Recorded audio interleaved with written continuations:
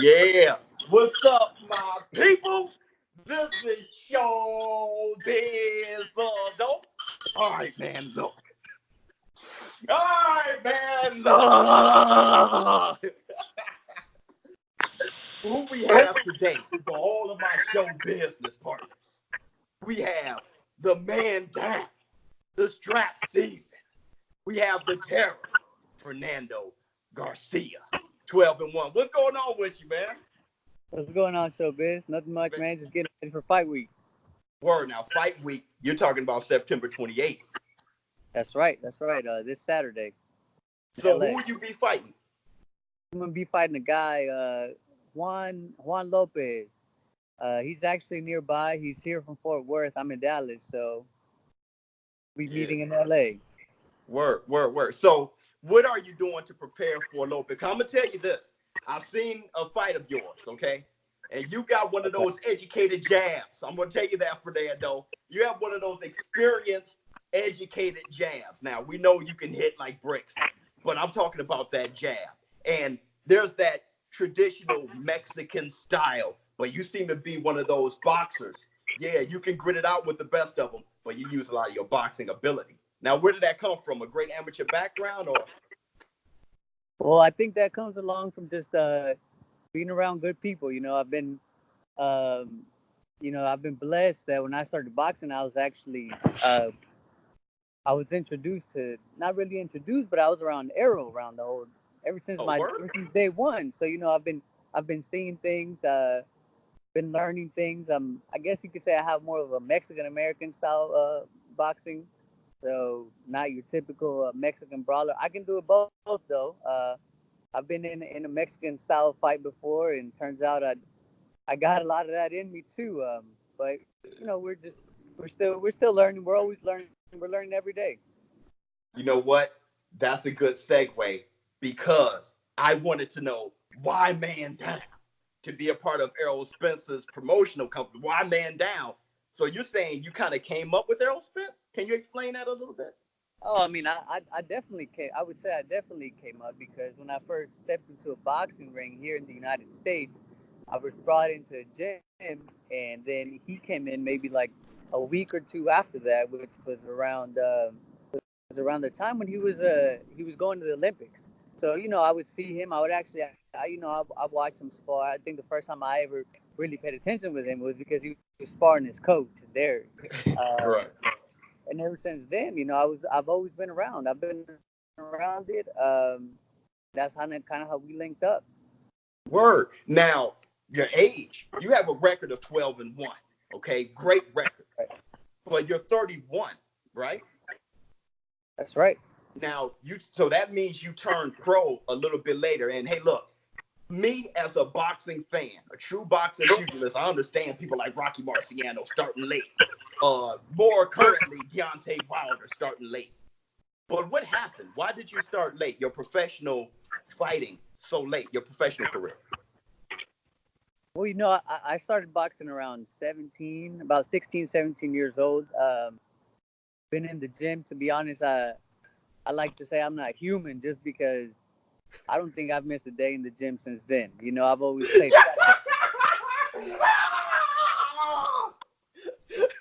Go ahead.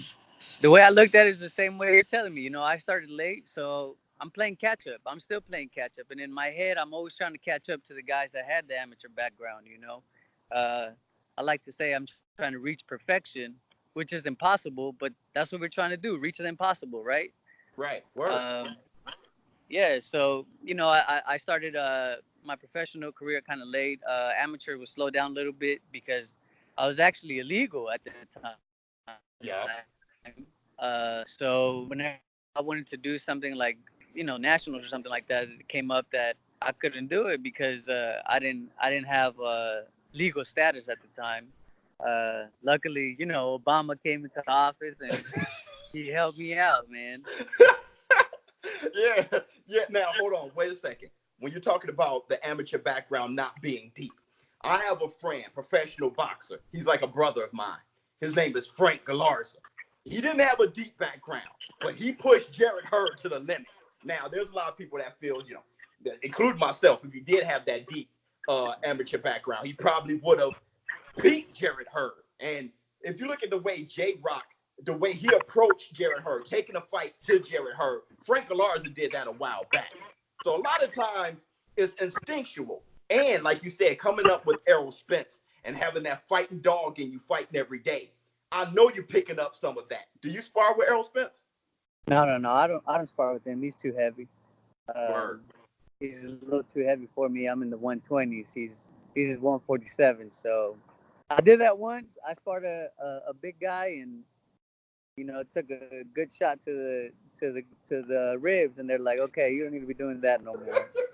Right. That's not damage you sparring. Yeah. But culturally, though, I mean, that's some strap season, man down, dog versus dog, iron sharpen iron type of idea. I'm pretty sure that you carry that culture. Oh, yeah. Of course. That's a mindset that we have here. Man down mindset. Right. Word. So I'm a little bit interested still in your fighting style. Like you said, you're like a Mexican American type of fighter. Now, and I feel that way a bit about Canelo Alvarez. Canelo Alvarez, a big thing that people don't really bring up is his countering ability, his head movement. Triple G said that he wanted to be more Mexican style than Canelo Alvarez, and Canelo Alvarez showed that he had that in him, but it behooved him to do more boxing. Now, do you think you're just blessed with the type of talent to where it's like, look at here, I don't have to go just straight forward and use my head. I can use my head. I can box. I can move. I can use my height. I can use my length, my reach. Do you think that's just a natural thing, instinctual thing, or was that taught? I think it's a little bit of both. You know, I think my athletic background helps me in that, but at the same time, you know, I was taught to not really get hit too much, you know, and that's one of the big things, you know, at the school here we were at with Maurice James and Derek James is defense comes first, fundamentals come first. We got to make ourselves last a little longer. You talking about as far as not just career-wise, but when boxing is through with you, you don't have to be through with life. We're talking about past that, right? That's right. That's right. Absolutely. So I do have one big question for you, and we may have to go through a deep dive. And you may be a little biased, Fernando.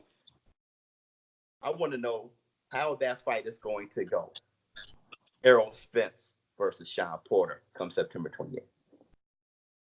Man, well, I'm not being biased. You know, I'm not being biased. I think Shawn Porter is going to rely on his ruggedness and you know, they say they're not, but at the end of the day, they have to, just because it's always been brought up and they bring it up themselves. So, and you know, I've been around Errol for a long time, and Errol's he's a pretty balanced fighter, man. He can do it all. So, I'm gonna be a man down.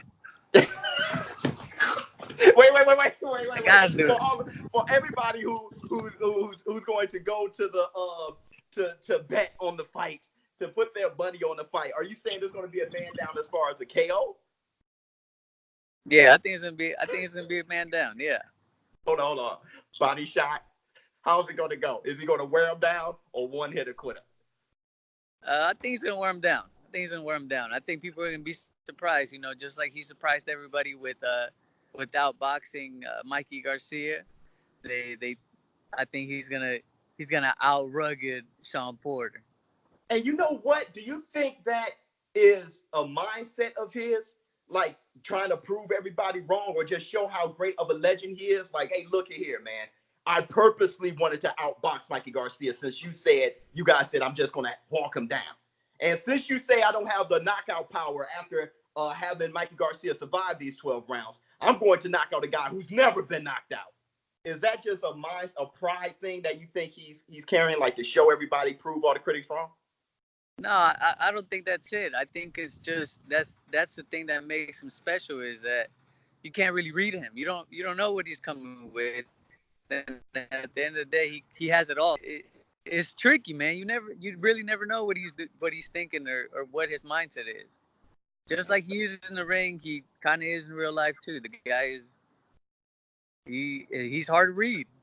Yeah, Yeah, absolutely. Now let's talk about you just to taper this off to end this interview. What's the future looking like for Fernando Garcia? Well, I'm a guy that doesn't look too far into the future. You know, I like to focus on the present. I like to focus on the now, and you know, I gotta get through one stepping stone at a time, and just hope you know, God blesses me with health and strength, and I still keep going forward. Yeah, yeah. Now, now hold one on win real at a quick. time. What's that? I said one win at a time. That's right, man. Now, how can we? The fight, your fight, is it going to be televised as undercard when we order pay-per-view? Is it going to be on Fox, like preliminary before the pay-per-view, or is it not going to be televised? You know?